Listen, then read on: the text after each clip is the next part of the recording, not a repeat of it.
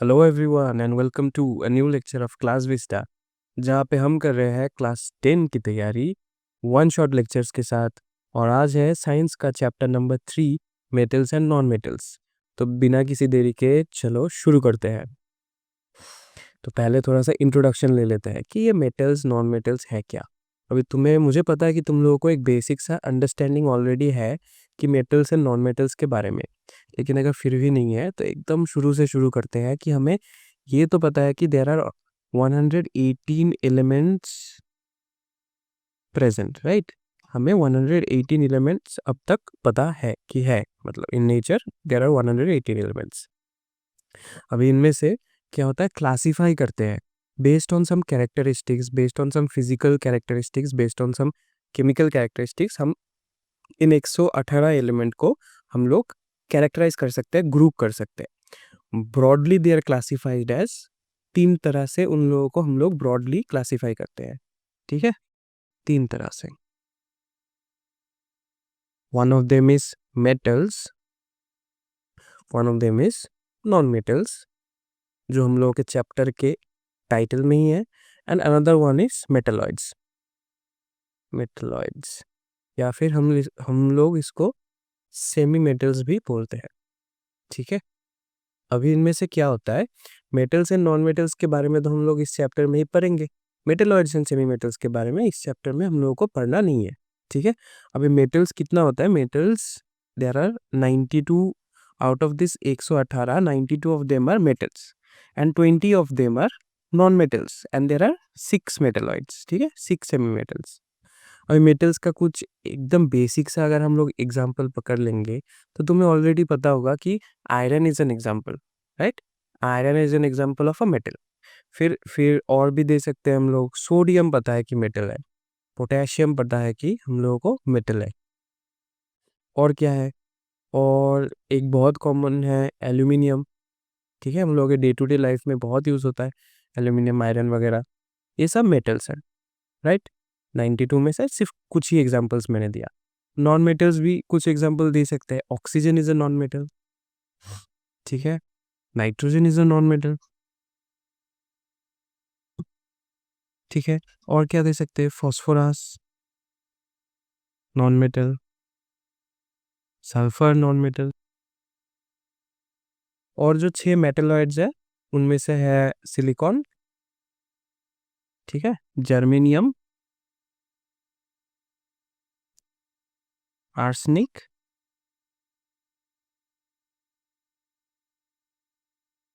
Boron, then next is antimony, right, and last है tellurium, टेलेरियम। ये है 6 मेटलॉइड्स जो हमें को नहीं पता, मतलब हमें नहीं चाहिए इस चैप्टर को पढ़ने के लिए। ये मेटलॉइड्स के बारे में हम लोगों को उतना जानना नहीं है। लेकिन मेटल्स एंड नॉन मेटल्स क्या होता है, मेटल्स का एक तरह से मतलब केमिकल प्रॉपर्टीज रहता है, फिजिकल प्रॉपर्टीज रहता है। एंड नॉन मेटल्स का दूसरे तरह के केमिकल प्रॉपर्टीज, दूसरे तरह के फिजिकल प्रॉपर्टीज रहते हैं। एंड जो ये मेटलॉइड्स होता है, सेमी मेटल्स होते हैं, ये इन दोनों के बीच का characteristics, both like a metal and like a non metal, इन लोगों का कैरेक्टरिस्टिक्स रहता है, ठीक है। Boron, silicon, germanium, arsenic, antimony, tellurium. Non metals बहुत सारे एग्जांपल्स हैं। आउट ऑफ दिस 20 मैंने यहाँ पे 4 लिखा है। And out of the 92 metals बहुत सारा एग्जांपल्स हम लोग लिख सकते हैं, लेकिन यहाँ पे भी हम लोगों ने 4 लिखा है, अल्मोनियम, आयरन, मैंगनीज, फिर कैल्शियम, पोटेशियम, सोडियम, ये सब सब मेटल्स हैं। नॉन मेटल्स में oxygen, nitrogen, hydrogen, sulphur, phosphorus, fluorine, chlorine, ये सब सब नॉन मेटल्स है, ठीक है। इन डेप्थ अब हम लोग मेटल्स एंड नॉन मेटल्स के बारे में पढ़ेंगे, क्योंकि ये chapter he metals and non metals का ही है, ठीक है। चलो अभी शुरू करते हैं फिजिकल प्रॉपर्टीज ऑफ मेटल्स से, ठीक है। मैं एक एक पॉइंट तुम लोगों को समझाऊंगा, लेकिन थोड़ा जल्दी जल्दी समझाऊंगा, वन शॉट लेक्चर है तो हम लोगों को जल्दी जल्दी करना पड़ेगा। पहला है लस्टर, मतलब मेटल्स का है, देखो लस्टर, लस्टर मतलब वो शाइनी शाइनी, जो मतलब शाइन देता है मेटल्स, ठीक है। मोस्ट ऑफ द मेटल्स ये शाइनी हम लोग डायरेक्टली देख सकते हैं, मतलब मेटल्स है तो शाइनी होगा ही, लेकिन मोस्ट ऑफ देम क्या कर सकते हैं, हम लोग डायरेक्टली देख सकते हैं shiny appearance due to their ability to reflect light. मतलब एक मेटल सरफेस रहेगा, अगर उसमें से अगर लाइट आएगा तो बहुत अच्छे तरीके से वो रिफ्लेक्ट बैक करेगा, ठीक है, बहुत अच्छे तरीके से वो रिफ्लेक्ट करेगा, यूनिफॉर्म रिफ्लेक्शन होगा, इसलिए हम लोगों को शाइनी शाइनी लगेगा, right. Then next is hard. Most metals are very hard, ठीक है, लेकिन देर are some exceptions, very important, ठीक है, there are some exceptions like sodium and potassium, ठीक है, sodium and potassium are exceptions and they can be cut with a knife, ठीक है, this are soft, they can be cut with a knife, ठीक है, तो याद रखना।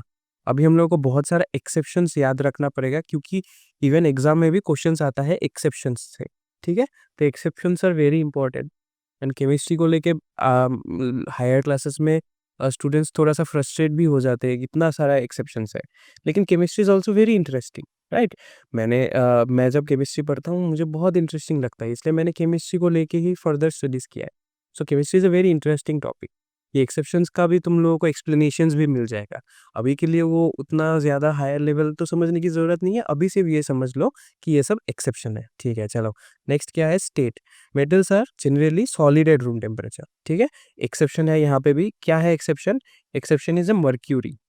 Mercury is liquid in room temperature, ठीक है।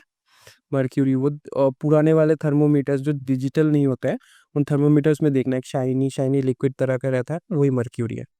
Next is malleability. अब ये मेलिएबिलिटी क्या है? मेलिएबिलिटी इज लाइक, अगर सपोज तुम्हारे पास एक ब्लॉक ऑफ सम मेटल है, ठीक है, एक ब्लॉक ऑफ मेटल है, इसके ऊपर तुमने हथौड़े से मारना स्टार्ट कर दिया, ठीक है, थॉर का हथौड़ा, ये थॉर का नहीं, कोई भी हथौड़े से, एक भारी हथौड़े से उसको तुम अगर मारना शुरू कर दिया, बहुत जोर जोर से मारते रहोगे ना, तो कुछ देर बाद देखना कि वो ब्लॉक से ना ऐसा शीट बन जाएगा, मतलब थोड़ा पहले उसका डायमीटर, मतलब उसका हाइट जो है कम घटता जाएगा घटता जाएगा घटता जाएगा, until it turns into sheets.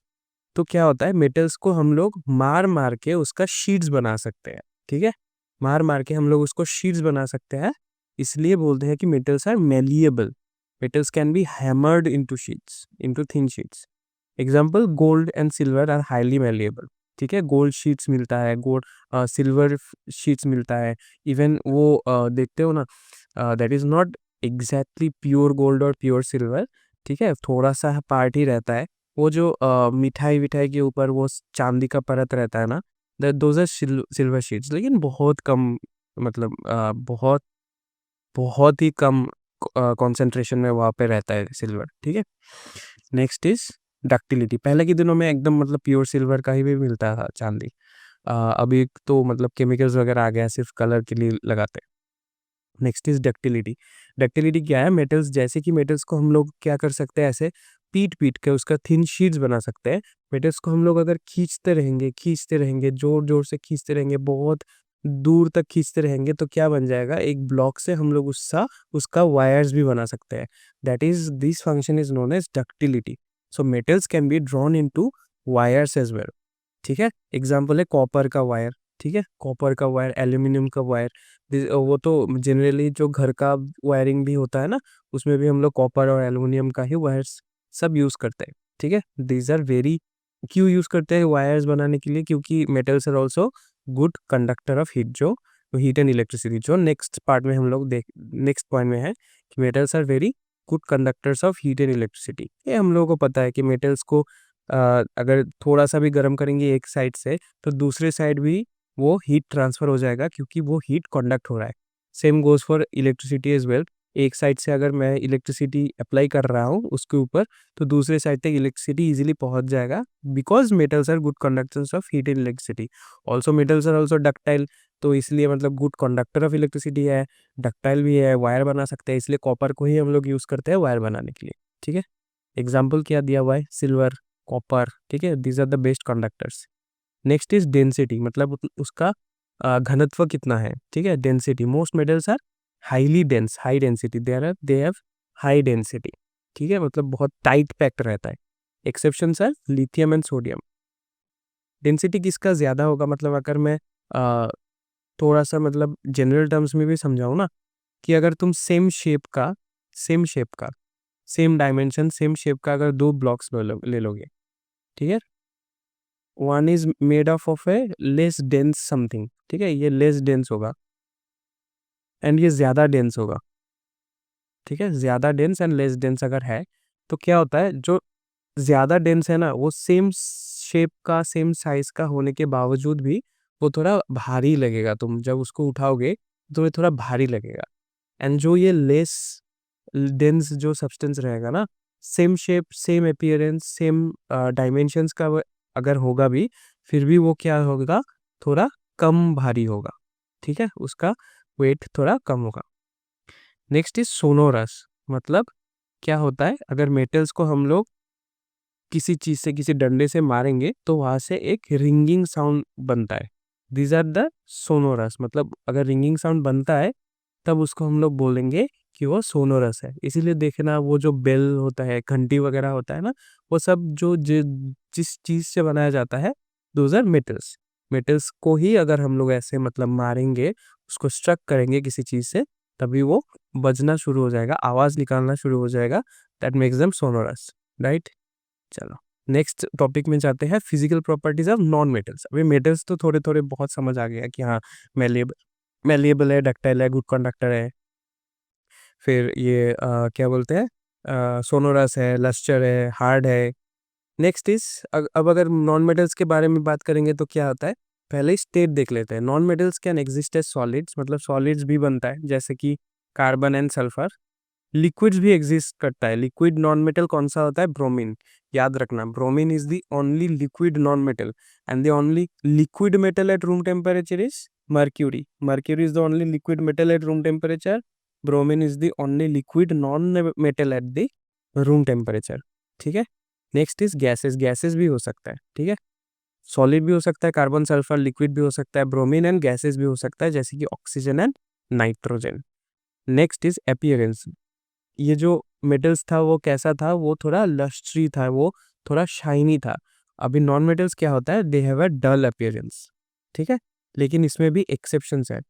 Non metals जिसका थोड़ा मतलब शाइनी अपीयरेंस है, वो है iodine and graphite, which can be lustrous. ठीक है, विच कैन बी लस्ट्रस, मतलब उसमें शाइन निकल सकता है आयोडीन एंड ग्रेफाइट में। ठीक है, लेकिन इन दोनों को छोड़ के most of the non metals are have a dull appearance. ठीक है, शाइनी नहीं होता। Next is brittleness. ब्रिटलनेस मतलब जैसे कि मेटल्स को हम लोग क्या कर सकते हैं, मेटल्स के ऊपर हैमर चलाते चलाते चलाते चलाते थिन शीट्स बना सकते हैं, राइट। हमने अभी अभी पढ़ा था ना, याद है ना, मेलिएबिलिटी एंड डक्टिलिटी। और उसको खींच के हम लोग वायर भी बना सकते हैं। लेकिन अगर सेम हम लोग अगर नॉन मेटल्स के ऊपर करने जाएंगे ना, तो वो बहुत फ्रेजाइल होता है, वो बहुत ब्रिटल होता है। यहाँ पे वर्ड यूज किया हुआ है, वो ब्रिटल होता है। ठीक है, मतलब ऐसे ही वो टूट जाता है। हम लोग उसको बार बार उसके ऊपर प्रेशर मतलब अप्लाई करके, पुल या फिर पुश का प्रेशर अगर हम लोग अप्लाई करेंगे, तो मेटल्स क्या होता है, वो थोड़ा मतलब उसका डायमेंशन चेंज कर लेता है, शेप चेंज कर लेता है। लेकिन in case of non metals ये शेप ज़्यादा चेंज नहीं हो सकते। तो वो बहुत ही मतलब सॉफ्ट होते हैं, बहुत ही हल्का होते हैं। That's why they are very brittle and they can very easily break. ठीक है, next is conductivity. Metals are very good conductors of electricity and non-metals are very poor conductors of electricity. ठीक है, इलेक्ट्रिसिटी ऐसे मतलब आता ही नहीं है, non metals के थ्रू वो पास ही नहीं होगा, with graphite being a notable exception. Yes, right. ठीक है, मतलब नॉन मेटल्स में भी एक ऐसा एक्सेप्शन है जहां से easily heat and electricity pass कर किया जा सकता है, that is graphite, right. Graphite is a exception. Next is malleability and ductility. Obviously ये तो वो ब्रिटलनेस के साथ ही है, कि ये इसको हम लोग ज़्यादा खींच भी नहीं सकते या फिर ज़्यादा मार भी नहीं सकते।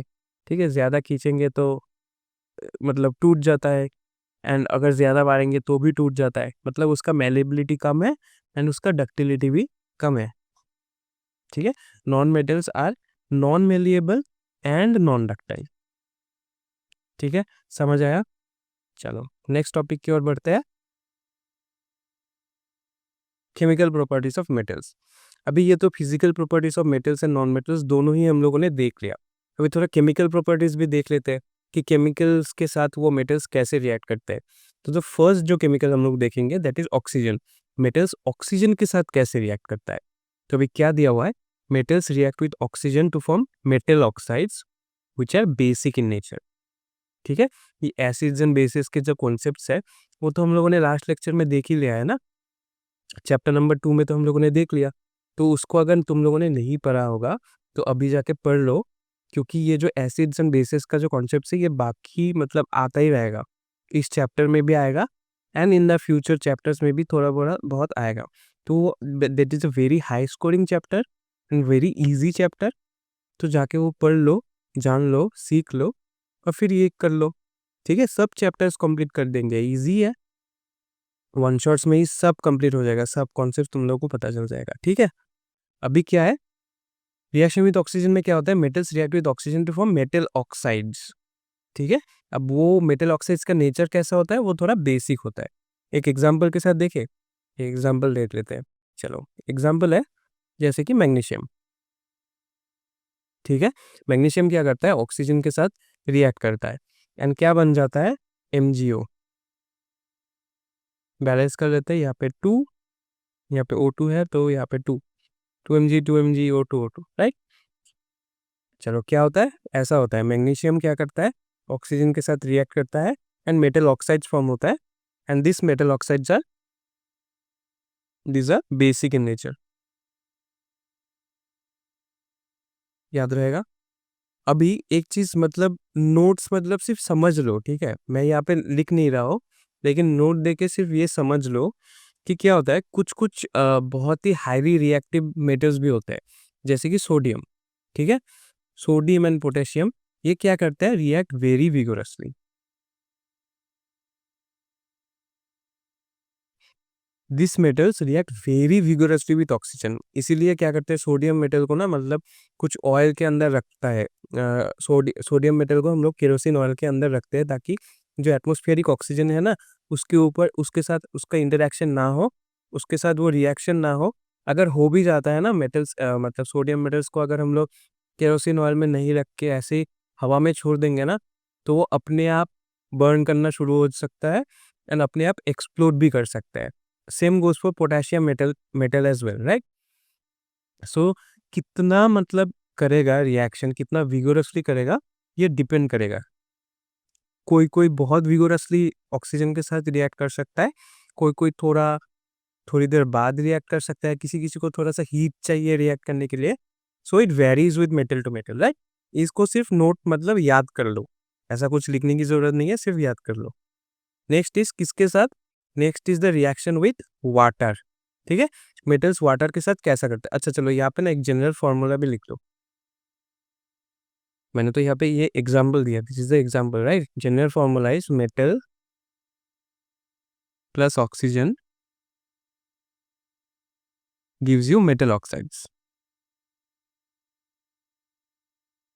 अभी रिएक्शन विद वाटर में कैसे लिखोगे, रिएक्शन विथ वाटर में क्या होता है, अगर मेटल प्लस वाटर कर देते हैं तो क्या बनता है, हाइड्रोक्साइड्स।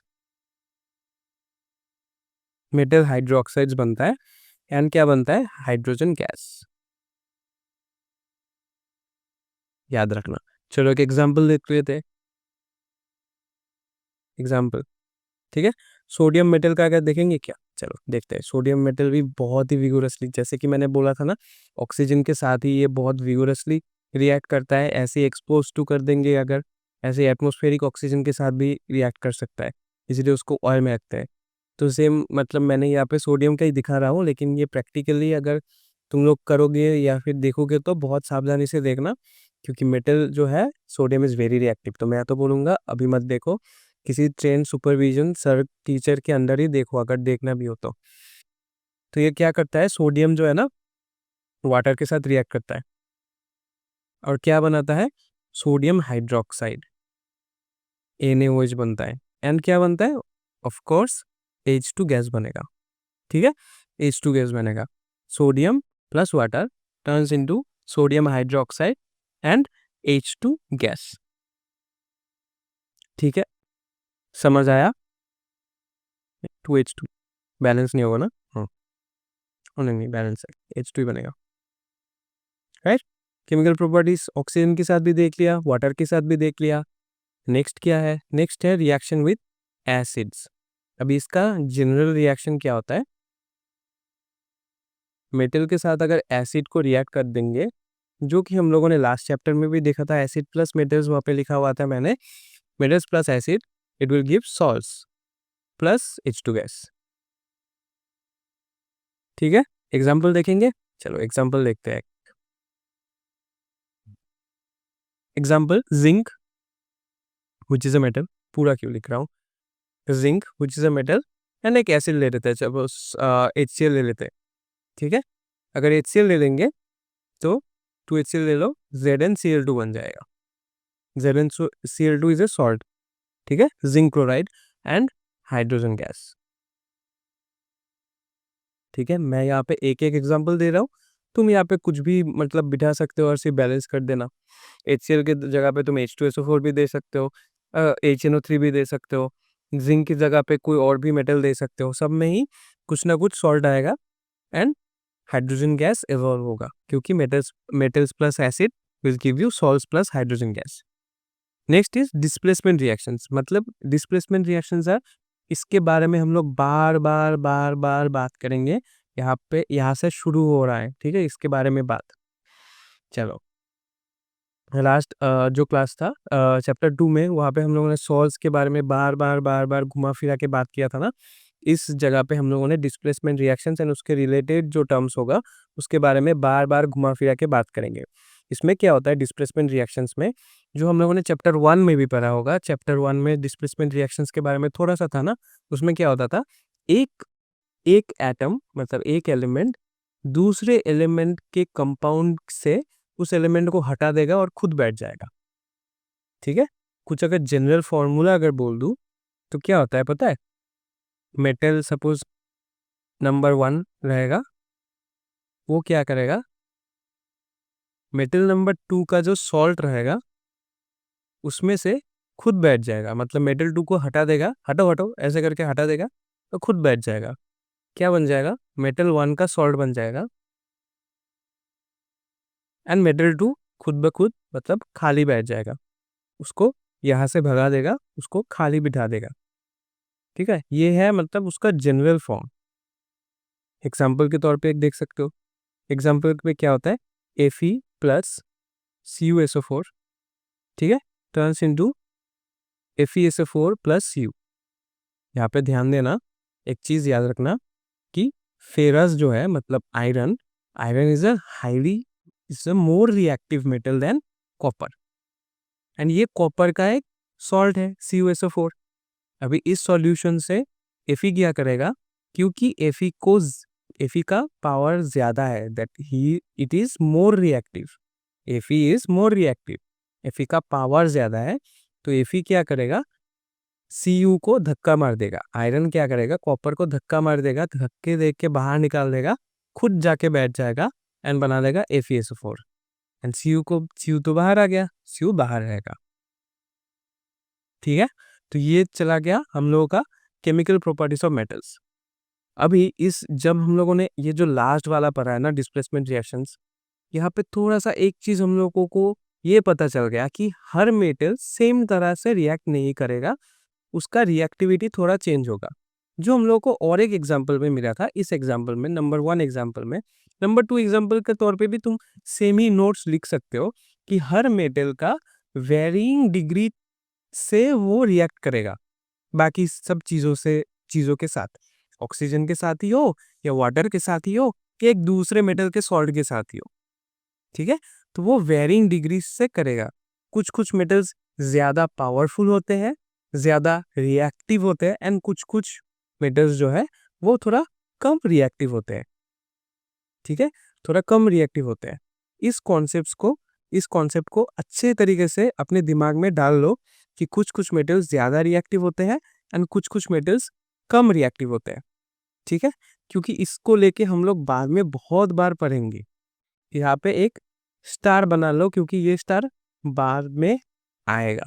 चलो अभी जाते हैं हम लोग के नेक्स्ट टॉपिक की ओर। तो नेक्स्ट टॉपिक है आयनिक कंपाउंड्स। अब ये आयनिक कंपाउंड्स है क्या चीज, इस सबको यहाँ पे तो डेफिनेशंस तुमको मिल जाएगा, स्क्रीन पे देख ही सकते हो, लेकिन इस डेफिनेशंस को समझाने से पहले मैं तुम लोगों को थोड़ा सा आइडिया देना चाहता हूँ। ठीक है, तो चलो एक नया पेज ले लेते हैं। तो क्या होता है, basically there are 3 types of compounds. There are 3 types of compounds. एक होता है आयनिक कंपाउंड्स, एक होता है कोवैलेंट कंपाउंड्स और एक होता है कोऑर्डिनेट कंपाउंड्स।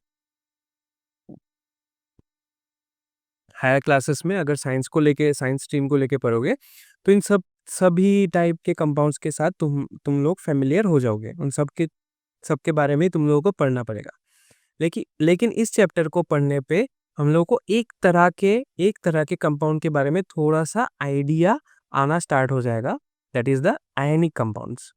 अब ये आयनिक कंपाउंड्स बनता कैसे है, क्या होता है, ये जो एलिमेंट्स होना, जितना भी एलिमेंट्स है ना, मेटल्स हो या नॉन मेटल्स हो, एंड इनफैक्ट मेटलॉइड्स भी, इन सब का एक टेंडेंसी रहता है कि वो एक स्टेबल कॉन्फ़िगरेशन अचीव करे। अब ये स्टेबल कॉन्फ़िगरेशन क्या है? अब ये स्टेबल कॉन्फ़िगरेशन चीज़ क्या है? क्या होता है, एक हम लोगों ने इतना तो समझ लिया होगा क्लास 9 के साइंस के अनुसार कि हम लोगों का जो रिएक्टिव मतलब जो भी एलिमेंट्स रहता है ना, उसका एक मिडिल में एक पार्ट रहता है जिसको हम लोग बोलते हैं न्यूक्लियस, एंड उसको घेरे हुए ऐसा एक पाथ रहता है, इमेजिनरी पाथ रहता है जिसको हम लोग बोलते हैं शेल्स, राइट? क्लास 9 में पढ़ा होगा। एंड शेल्स में क्या रहता है? शेल्स में रहता है इलेक्ट्रॉन्स। इन डॉट से, रेड कलर के डॉट से मैं इलेक्ट्रॉन्स दिखा रहा हूँ,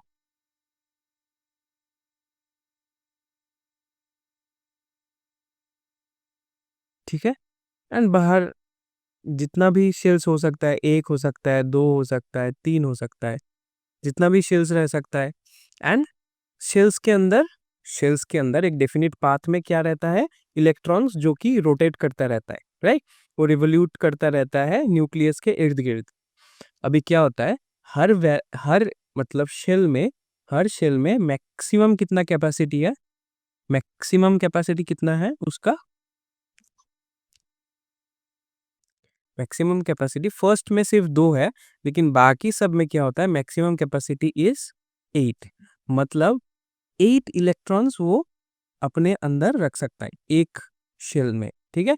एक ऑर्बिट में 8 इलेक्ट्रॉन्स रह सकता है।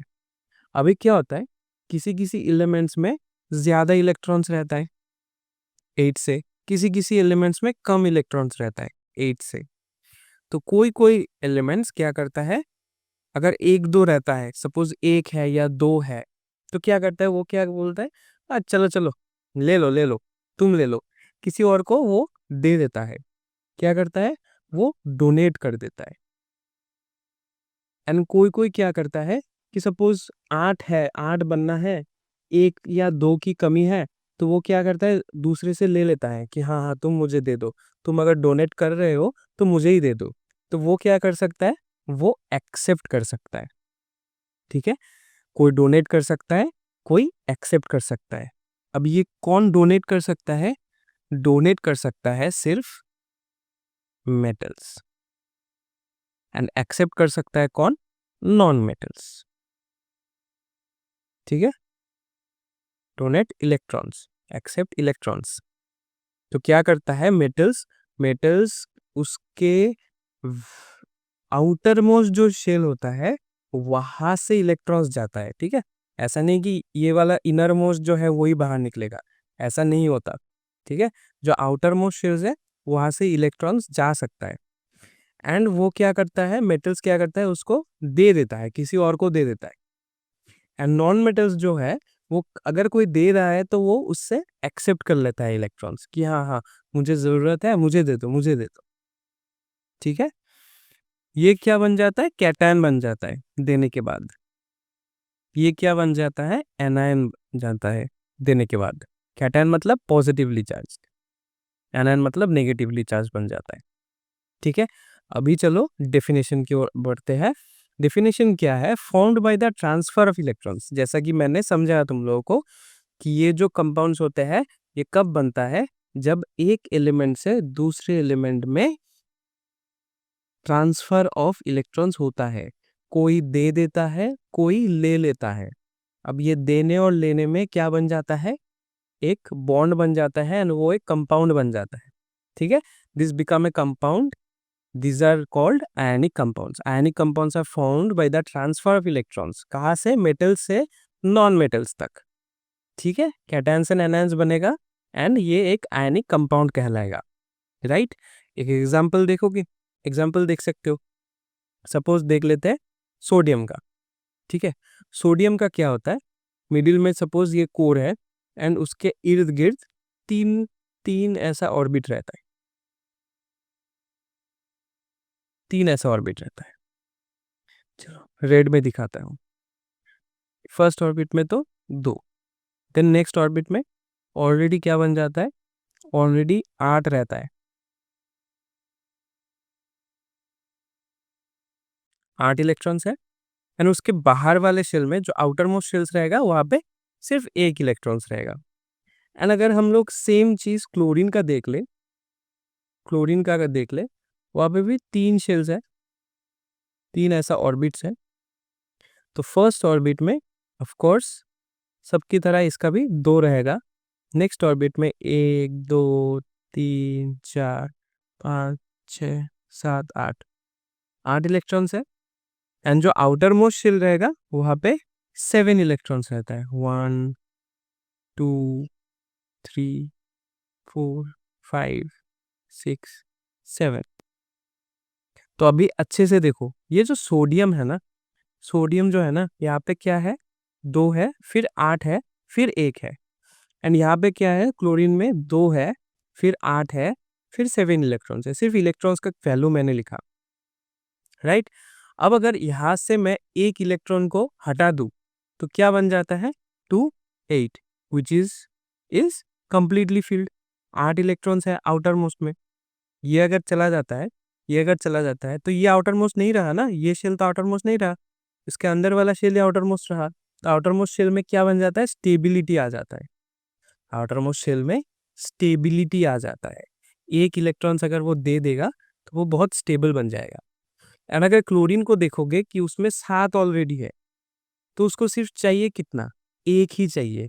अगर एक वो सोडियम दे देता है क्लोरीन को कि ये लो तुम एक इलेक्ट्रॉन रखो, तो वो जो इलेक्ट्रॉन दे दिया, डोनेट कर दिया, ठीक है, डोनेट करने के बाद क्लोरीन के साथ सोडियम का एक बॉन्ड बन जाता है। जैसे कि दोस्तों के बीच बॉन्ड बन जाता है ना, अगर तुमने कुछ पेन नहीं लाया, पेंसिल नहीं लाया स्कूल में, किसी और से मांग लिया, किसी जिस दोस्त के साथ तुम ना बात भी नहीं करते हो, लेकिन वो मांगने के बाद थोड़ा थोड़ा बातें होने लगता है एंड तुम दोनों बहुत अच्छे दोस्त बन जाते हो, राइट। ये जो बॉन्डिंग बनता है, ऐसा ही बनता है आयनिक कंपाउंड्स का भी बॉन्डिंग।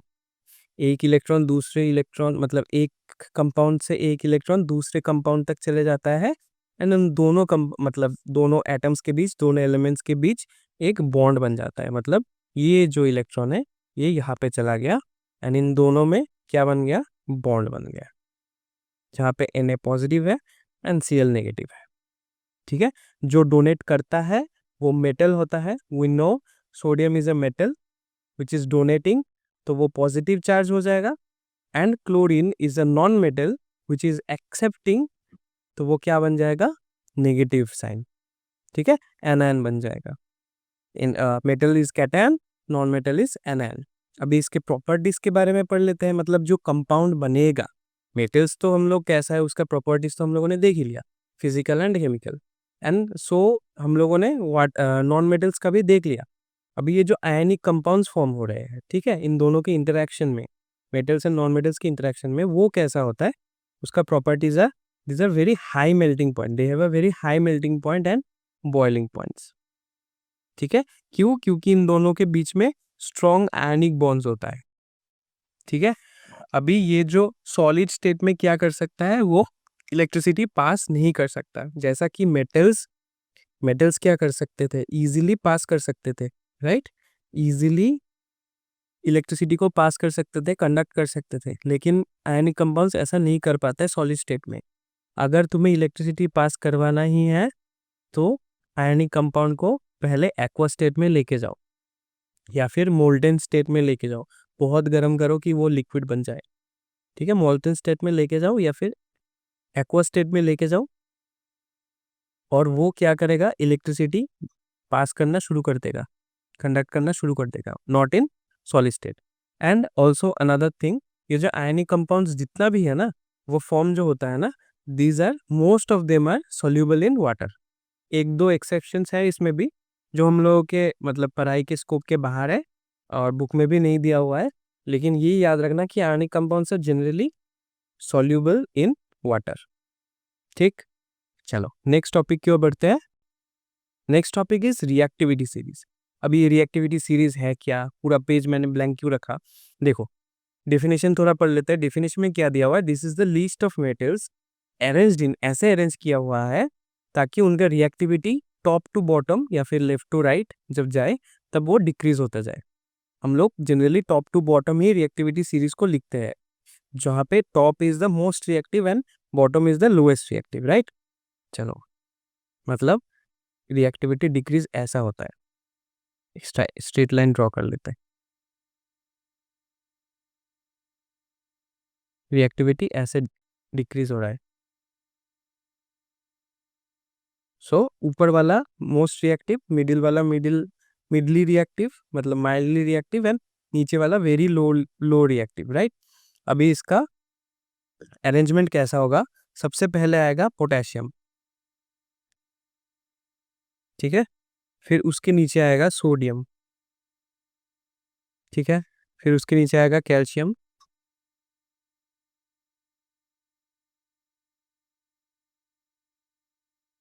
ठीक है, फिर उसके बाद मैग्नीशियम,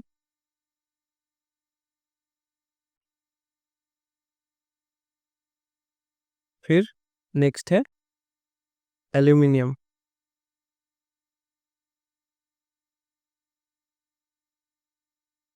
फिर नेक्स्ट है जिंक, फिर आयरन, फिर लीड, फिर hydrogen,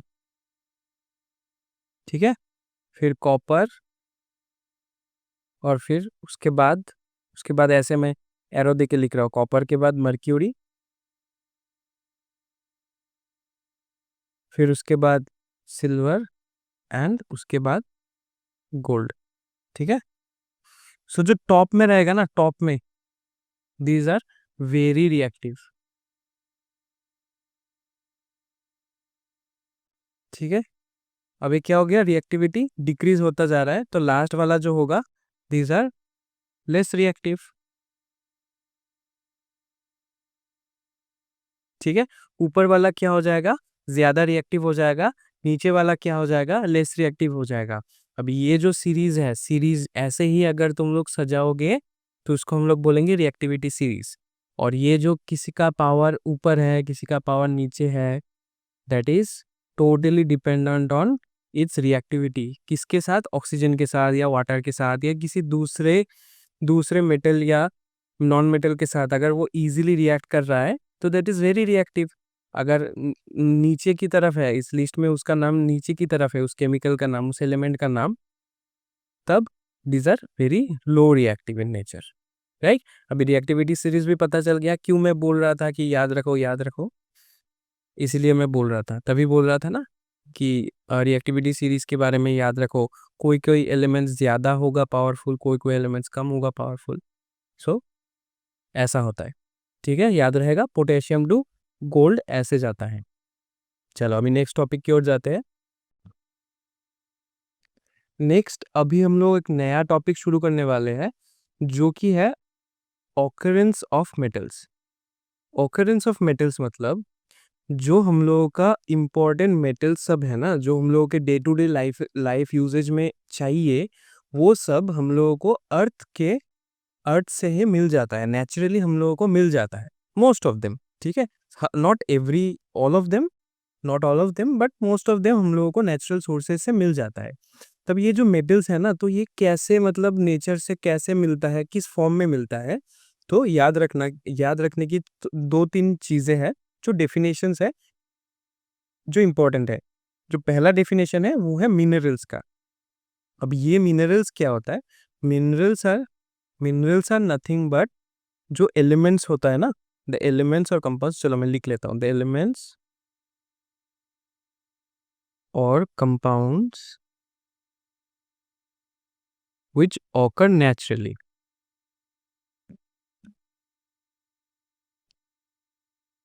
naturally in earth's crust.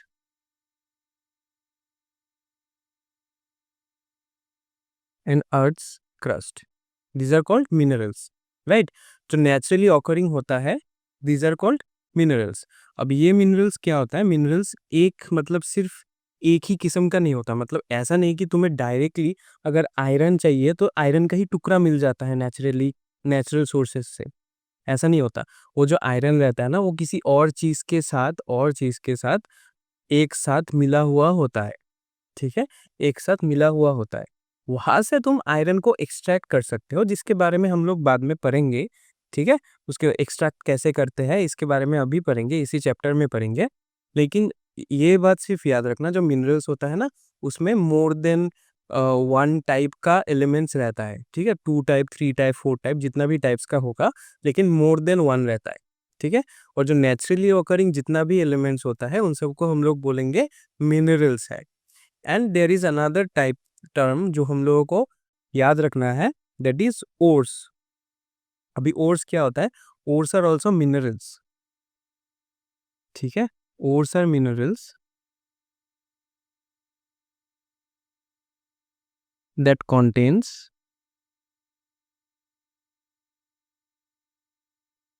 very high percentage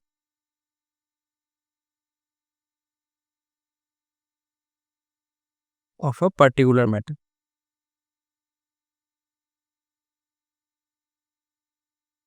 ठीक है? अभी इसके बारे में थोड़ा अच्छे से सुनो, ठीक है? एकदम शांति से सुनो। क्या होता है, कभी-कभी जो नेचुरली ऑकरिंग सब्सटेंसेस रहता है ना, सपोज़ मुझे चाहिए कुछ एक ऐसा मेटल, सपोज़ चाहिए मुझे आयरन, ठीक है, राइट? अब आयरन बहुत सारे मिनरल्स में मिलता है। किसी में सपोज़ ओनली 2%, किसी में सपोज़ 30%, किसी में सपोज़ 10%, किसी में सपोज़ 50%, ठीक है? अब अगर तुम्हें बोला गया है कि तुम किसी एक से, जितना भी मैंने बोला कंपोज़िशंस, इनमें से सिर्फ़ एक से करो ताकि मुझे मैक्सिमम प्रॉफ़िट हो जाए या फिर मैक्सिमम अमाउंट ऑफ मतलब प्रोडक्ट मिल जाए। मुझे क्या निकालना है? आयरन निकालना है। आयरन इन सब चीज़ों में मिल जाता है, कॉन्सन्ट्रेशन वैरी करता है। तो मैं किससे निकालूँगा? ऑब्वियसली मैं इसी एक ऐसे मिनरल से निकालूँगा जहाँ से मेरा सबसे ज़्यादा प्रॉफ़िट होगा एंड सबसे ज़्यादा प्रोडक्ट आएगा, जो हम लोगों को डिज़ायर्ड प्रोडक्ट चाहिए वो सबसे ज़्यादा आएगा, राइट? तो हम लोग इसी चीज़ को हम लोग बोलते हैं ओर्स। आयरन, सपोज़ मैं आयरन का एग्ज़ाम्पल दे रहा हूँ ना यहाँ पे, तो आयरन बहुत सारे मिनरल्स में प्रेज़ेंट हो सकता है, लेकिन आयरन का ओर हम लोग इस वो स्पेसिफिक मिनरल को ही बोलेंगे, जहाँ से हम लोग ईज़िली, ठीक है? And very high percentage of मतलब मेटल, ठीक है? हम लोग निकाल पाएँगे एंड इन अ प्रॉफिटेबल वे, क्योंकि हम लोगों को ज़्यादा प्रॉफिट भी बनाना है ना, right? Ores are those minerals जहाँ पे ज़्यादा कॉम्पोज़िशन, ज़्यादा कॉन्सन्ट्रेशन में वो डिज़ायर्ड प्रोडक्ट वाला मेटल है, ऑलरेडी प्रेज़ेंट। थर्ड जो हम लोगों को थोड़ा-सा पता होना चाहिए, दैट इज़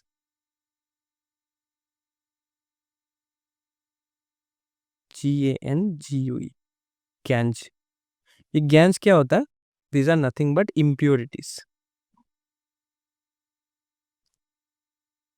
ठीक है? इम्प्योरिटीज़ बहुत तरीके से हो सकता है, सॉइल से हो सकता है, सैंड से हो सकता है, एक्सेट्रा, ठीक है? राइट? अभी इस इम्प्योरिटीज़ क्या समझ आया, ओर्स क्या समझ आया, मिनरल्स क्या समझ आया? अभी इतना तो पता चल गया कि मेटल्स हाँ, नेचुरली मिलता है। मिनरल्स एंड ओर्स एंड गैंज के बारे में पता चलने के बाद वो तो पता चल गया। अभी बात ये उठता है कि हम लोग इस मेटल्स को जो नेचुरली ऑकरिंग है, उसको हम लोग एक्सट्रैक्ट कैसे करेंगे, राइट? एक्सट्रैक्ट करने का मेथड्स कुछ ऐसा होता है। कैसा होता है एक्सट्रैक्शन ऑफ मेटल्स? फिर से देखो, फिर से वही बात घुमा-फिरा के आ जाता है कि it is done based on the reactivity of metals, ठीक है? Even extraction of metals, metals को निकालने में भी ये reactivity of metals is very important, right? कैसे-कैसे इंपॉर्टेंट होगा, ये जितना मैं समझाऊँगा एग्ज़ाम्पल दे-दे के, तब उतना क्लियर हो जाएगा, ठीक है? चलो, पहला स्टेप कैसा होता है? It is not based on reactivity of metals. जो पहला स्टेप होता है, ये जो पहला स्टेप है उसका नाम है एनरिचमेंट ऑफ ओर्स। मतलब क्या होता है? सपोज मुझे एक ऐसा माइन मिल गया, ठीक है, जहां से मैं प्रॉफिटेबली सपोज आयरन को एक्सट्रैक्ट कर सकता हूँ। एंड ऑब्वियसली आयरन तो सिर्फ आयरन ब्लॉक्स में नहीं रहेगा, आयरन मतलब किसी चीज़ के साथ मिक्सचर बना के रहेगा।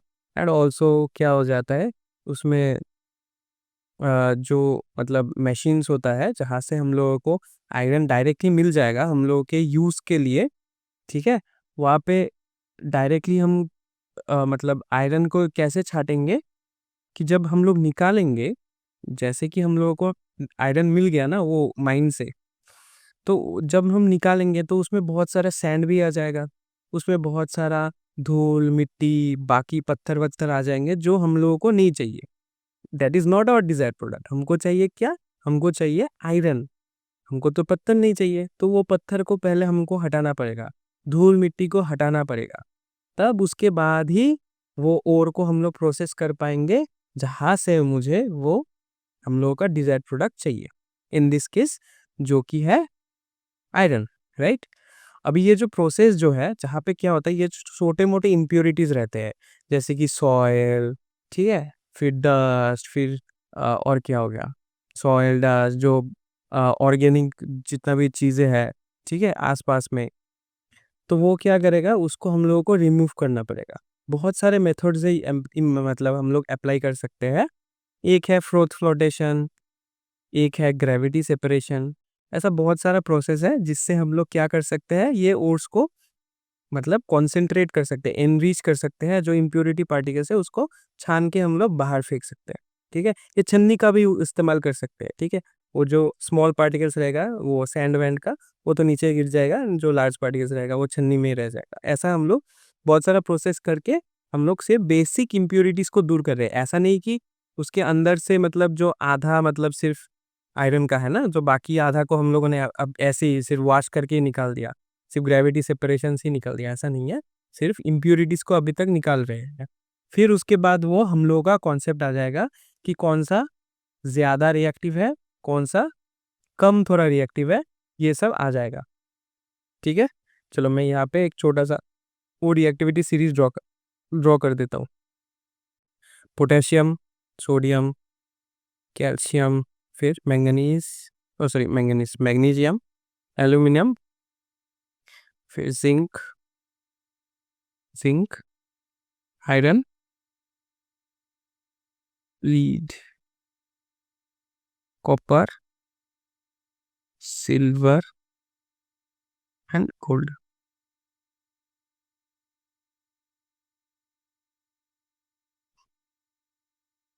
ठीक है, ये हम लोगों का रिएक्टिविटी सीरीज है। अब यहाँ पे क्या दिया हुआ है, फर्स्ट जो क्लासिफिकेशन है कि लो एक्टिविटी सीरीज, मतलब नीचे जो जितना भी है उन सब से एक केमिकल मतलब एक एलिमेंट को हम लोग एक्सट्रैक्ट कर सकते हैं। कैसे? ओनली हीटिंग इन एयर, ठीक है, समझ आया कैसे हम लोग कर सकते हैं? लो एक्टिविटी सीरीज वाले एलिमेंट्स को हम लोग एक्सट्रैक्ट कैसे कर सकते हैं उसके ओर से? By only heating it in air, ठीक है, सिर्फ हीट करने से वो आ जाएगा। समझ आया? एक एग्जांपल ले सकते हैं क्या? चलो कि एग्जांपल ले लेते हैं। मर्क्यूरी जो है ना, मर्क्यूरी, उसका एक ओर है, उस ओर का नाम है सिनाबार, ठीक है। सिनाबार से हम लोग मर्क्यूरी को एक्सट्रैक्ट कर सकते हैं directly only heating in air, ठीक है, क्योंकि वो लो एक्टिविटी सीरीज में गिरता है मर्क्यूरी। यहाँ पे मैंने ले लिखा, तो मर्क्यूरी क्या होता है, वो लो एक्टिविटी सीरीज में ही गिरता है, तो उसको हम लोग डायरेक्टली हीट करने से ही हम लोगों को पता चल जाएगा, हम लोगों को डायरेक्टली डिजायर्ड प्रोडक्ट्स मिल जाएगा। तो वो क्या होता है, मतलब सिनेबार से करता है ना, सिनेबार का फॉर्मूला है Hgs, ठीक है। Hgs को अगर तुम ऑक्सीजन के प्रेजेंस में रिएक्ट करवाओगे तो क्या बन जाएगा, 2HgO प्लस 2SO2, ठीक है। अब ये जो 2HgO है, इसको अगर हम लोग फिर से कंटिन्यू करेंगे हीट देना अगर कंटिन्यू करेंगे तो ये दोनों डिसोसिएट हो जाएगा, तो 2Hg plus 2O2, right. O2 चाहिए, हाँ, नहीं, एक एक लिखने से हो जाएगा O2, राइट। ये है बैलेंस इक्वेशंस। और एक इक्वेशंस भी लिख सकते हो, और एक इक्वेशन मतलब ये लो रिएक्टिविटी सीरीज का लिख सकते हो, copper from copper sulphide,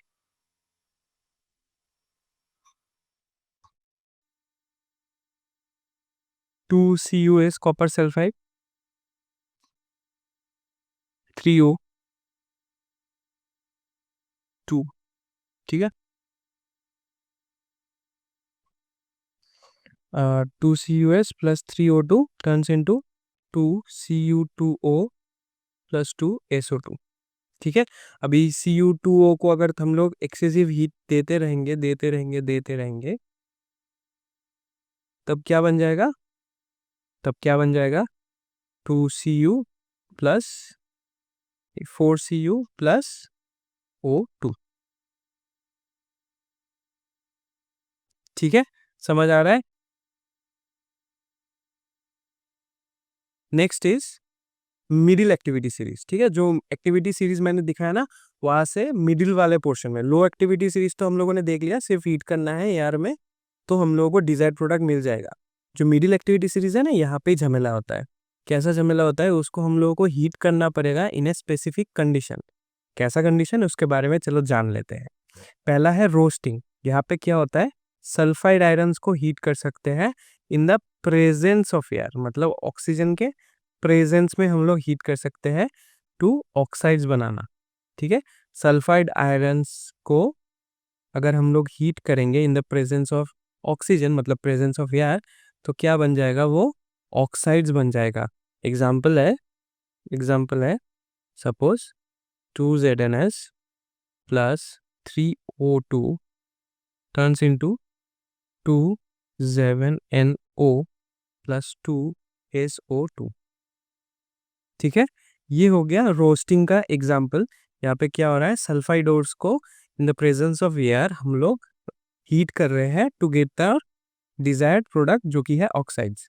calcination में क्या होता है, कैल्सिनेशन में फिर से हीट अप ही करना होता है, लेकिन सल्फाइड के बदले यहाँ पे कार्बोनेट ओर्स को करना पड़ता है एंड लिमिटेड एयर, ठीक है। लिमिटेड एयर में इसको करना है प्रोसेस को। चलो इसका एग्जाम्पल देख लेते हैं। एग्जाम्पल है ZnCO3 turns into ZnO plus CO2, ठीक है।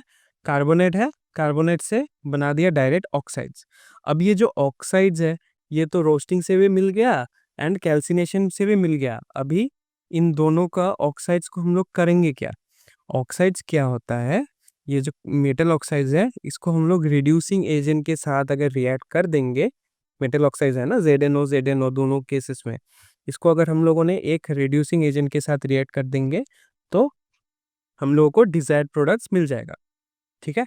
एग्जाम्पल के तौर पे ZnO को ही ले लेते हैं, ठीक है। ZnO को अगर हम लोगों ने एक रिड्यूसिंग एजेंट के साथ दे दिया, यहाँ पे C carbon, carbon is a reducing agent, ठीक है। अगर इन दोनों को ऐसा दे दिया तो जो हम लोगों को डिजायर्ड सैंपल था, डिजायर्ड प्योर जो मेटल था, वो बाहर निकल जाएगा एंड कार्बन मोनोऑक्साइड बाहर निकल जाएगा, ठीक है, समझ आ रहा है। चलो नेक्स्ट की ओर जाते हैं। नेक्स्ट इज जो टॉप एक्टिविटी सीरीज होता है। टॉप एक्टिविटी सीरीज मतलब जो हाईली रिएक्टिव जो मेटल्स रहता है ना, जो हाईली रिएक्टिव मेटल्स रहता है, उसको हम लोग डायरेक्टली अगर कोई रेड्यूसिंग एजेंट के साथ रिएक्ट कर देंगे ना, या फिर डायरेक्टली अगर हीट कर देंगे, तो कोई काम नहीं बनेगा, ठीक है। तो कोई काम नहीं बनेगा। यहाँ पे एक स्पेशल तरह से हम लोगों को मेटल्स को एक्सट्रैक्ट करना है। जो स्पेशल तरह है that is electrolytic refining. This is a new kind of वे जो हम लोगों को अभी तक नहीं मिला, मतलब तुम लोगों को नहीं मिला। अभी सीख लो कि इलेक्ट्रोलाइटिक रिफाइनिंग कैसे होता है, ठीक है। इलेक्ट्रोलाइटिक रिफाइनिंग होता है जब एक कंपाउंड उसके मोल्टेन स्टेट में रहता है, ठीक है। जब एक कंपाउंड उसके मोल्टेन स्टेट में रहता है, तब क्या करते हैं, उसमें करंट अप्लाई करता है। तो कुछ ऐसा एक सेटअप होता है। चलो मैं एक सेटअप थोड़ा मतलब एक बेसिक डायग्राम ड्रॉ कर देता हूँ तुम लोगों को। ऐसा एक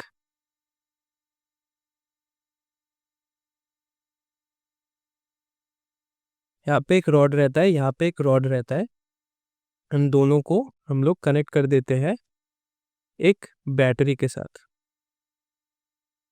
ठीक है, एक बैटरी के साथ कनेक्ट कर दिया, जहाँ पे यहाँ पे उसका नेगेटिव एंड है, यहाँ पे उसका पॉजिटिव एंड है। क्योंकि ये पॉजिटिव चार्ज कैरी होता जा रहा है through the wire and into the rod, तो ये रॉड बन जाता है पॉजिटिव चार्ज, एंड ये negative charge through the rod, तब ये रॉड बन जाता है नेगेटिव चार्ज। अब यहाँ पे सपोज मोल्टेन स्टेट में है कुछ भी चीज, सपोज यहाँ पे है NaCl। ठीक है, NaCl क्यों?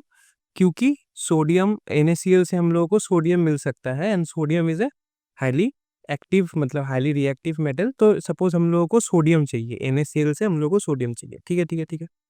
अभी यहाँ से अगर सोडियम हमको निकालना है, तो सोडियम को हम लोगों को मैंने सोडियम क्लोराइड को हम लोगों को मोल्टेन स्टेट में लेके जाना पड़ेगा।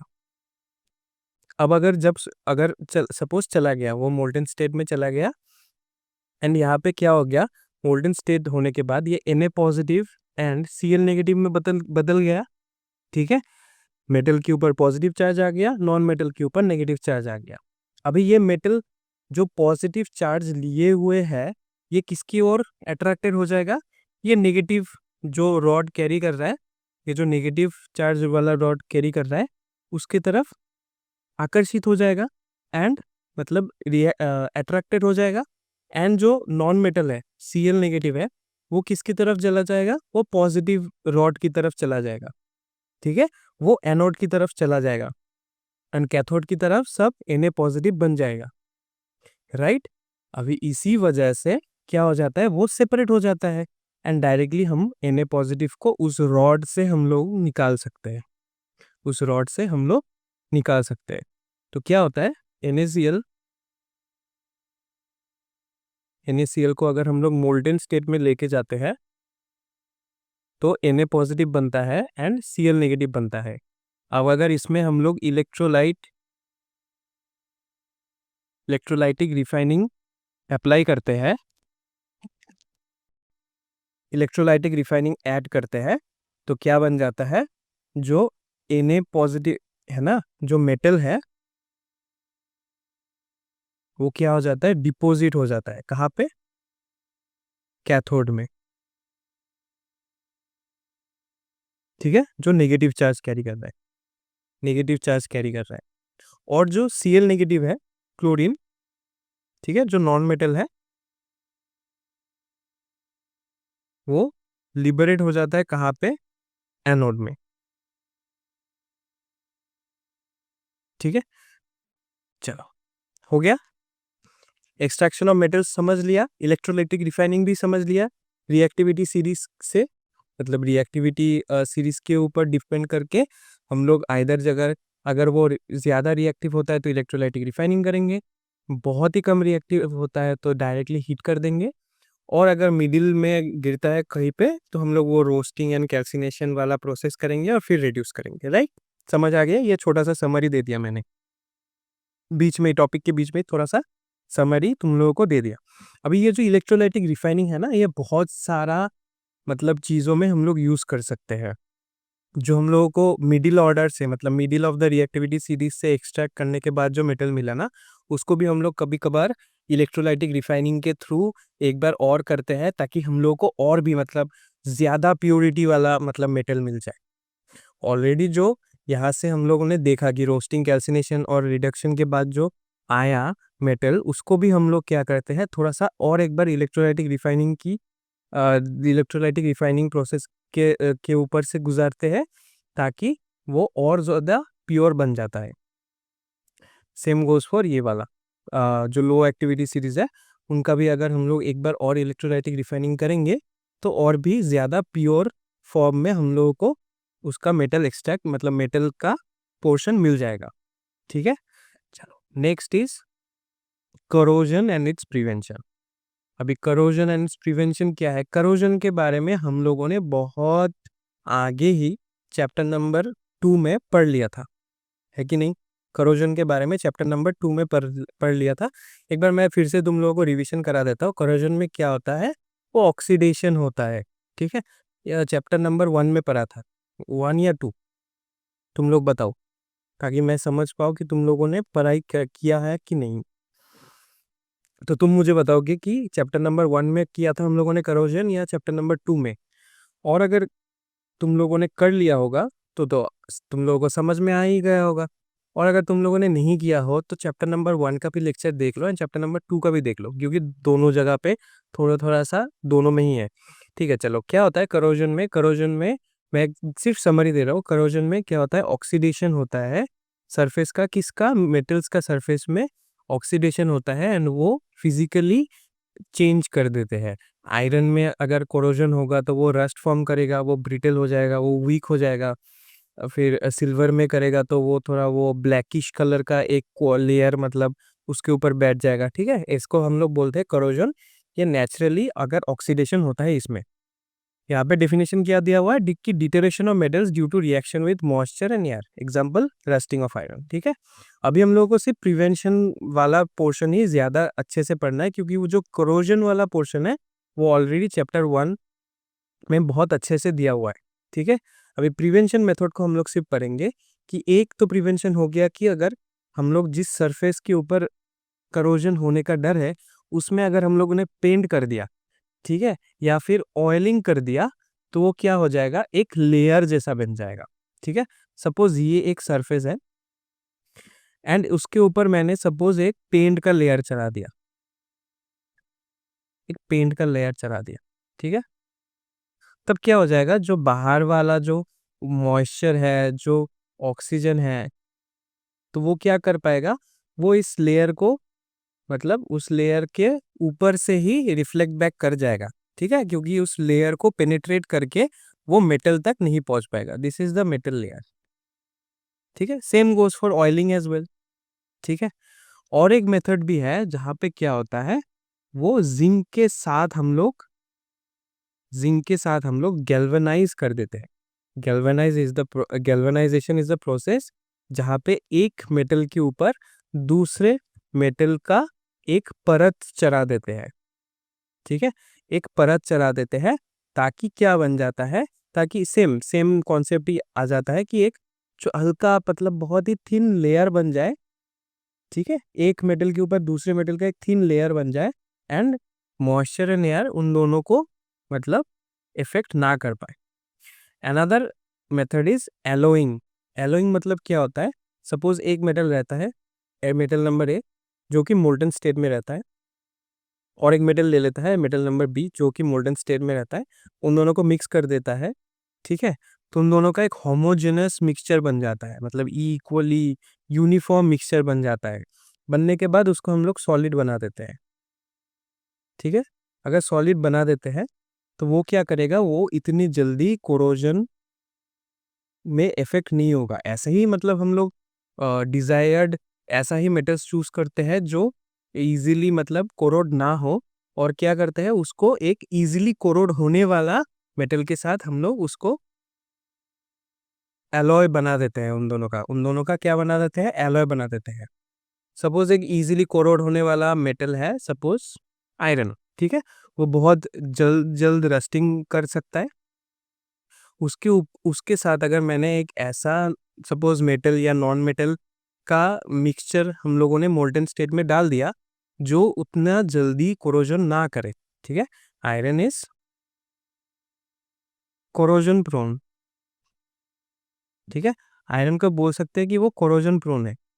उसके ऊपर एक ऐसा मतलब मेटल या non metal X Y Z जो भी हो, एक ऐसा अगर कर दे कि जो ज्यादा कोरोजिव ना हो, नॉन कोरोजन प्रोन, ठीक है, नॉट करोजन प्रोन। अगर एक ऐसा कंपाउंड का अगर हम लोग मिक्सचर बना दे, एक ऐसा एलिमेंट के साथ एक कंपाउंड के साथ अगर एक होमोजेनस सॉल्यूशन बना दे और उससे अगर हम लोग ब्लॉक्स बना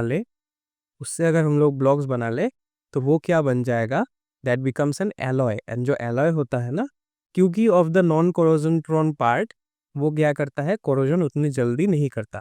मे भी कर सकता है बहुत सालों बाद, लेकिन उतनी जल्दी नहीं होता जितना सिर्फ आयरन रहने से होता। ठीक है, चलो नेक्स्ट इज एलॉयस, जिसके बारे में हम लोगों ने अभी अभी थोड़ा सा बात किया। This are the homogeneous mixture, मतलब यूनिफॉर्म। होमोजेनस मतलब uniform. Uniform mixtures of two और मोर मेटल्स और a metal in a non metal. ऐसा भी हो सकता है कि दोनों ही मेटल्स हो, ऐसा कोई मतलब ज़रूरी नहीं है। एक मेटल भी हो सकता है, एक नॉन मेटल भी हो सकता है, लेकिन एक यूनिफॉर्म मिक्सचर होगा, वो ज़रूरी है। एग्जाम्पल्स देख लेते हैं। ब्रास, ब्रास में क्या होता है, कॉपर एंड जिंक। और एक होता है ब्रॉन्ज, जो ब्रॉन्ज मेडल देता है ना ओलंपिक्स में, that is not an element. ठीक है, देर बहुत मतलब दो, बहुत नहीं, सिर्फ दो ही एलिमेंट्स को हम लोग मोल्टन स्टेट में एक साथ मिक्स करने के बाद जो फॉर्म होता है, दैट इज ब्रॉन्ज। कौन सा दो metals, that is copper and tin. ठीक है, नेक्स्ट इज स्टील।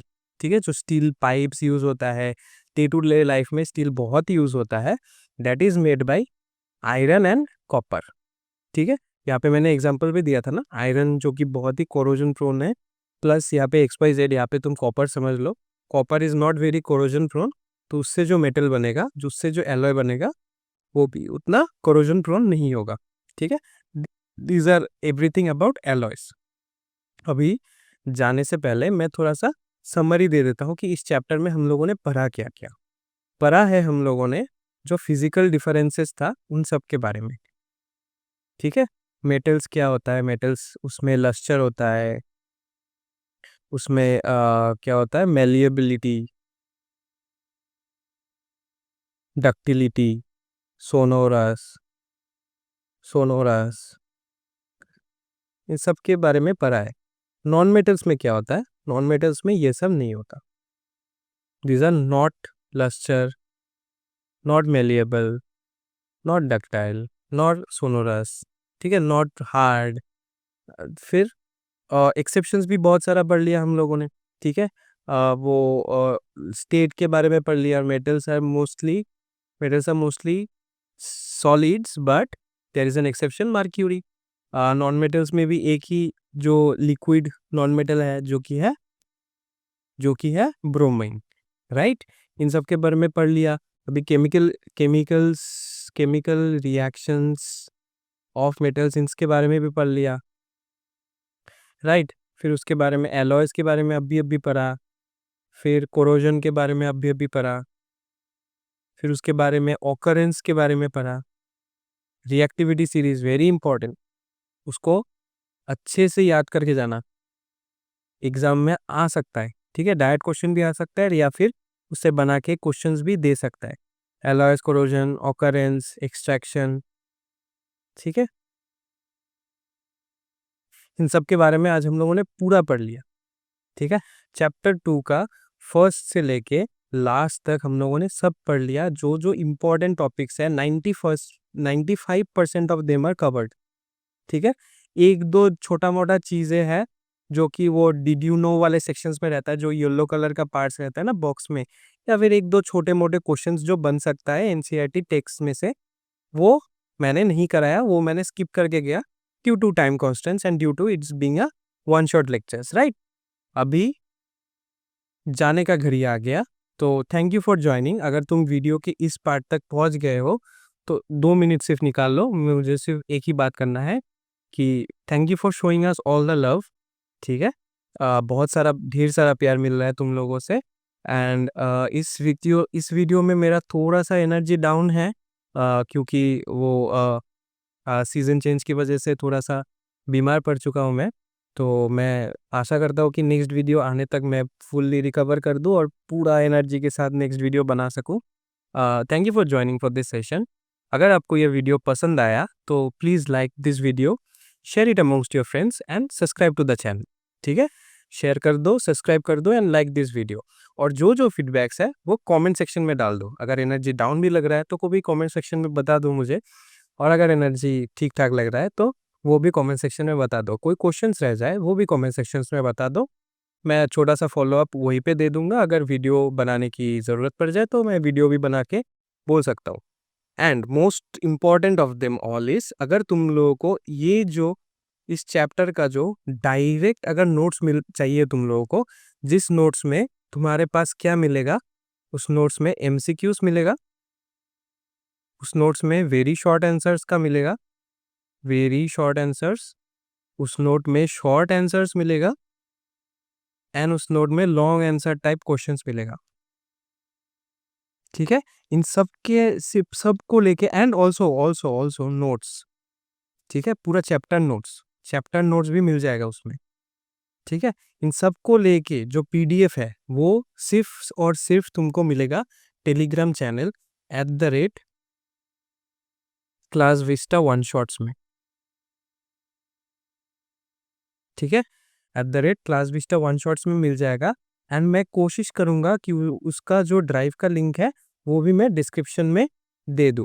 ठीक है, लेकिन अगर नहीं मिलता तो टेलीग्राम में ज्वाइन कर लो, क्लास विस्टा वन शॉट्स में तुम लोगों को मिल जाएगा। नहीं, वन शॉट्स नहीं, वन शॉट। ठीक है, वन शॉट में मिल जाएगा, एंड ड्राइव का लिंक भी मैं दे दूंगा, मैं कोशिश करूंगा कि दे दूं, क्यों, ताकि तुम लोग थोड़ा अपने मोबाइल डिवाइसेस से दूर रहो, सिर्फ उसको पढ़ाई के लिए ही यूज़ करो।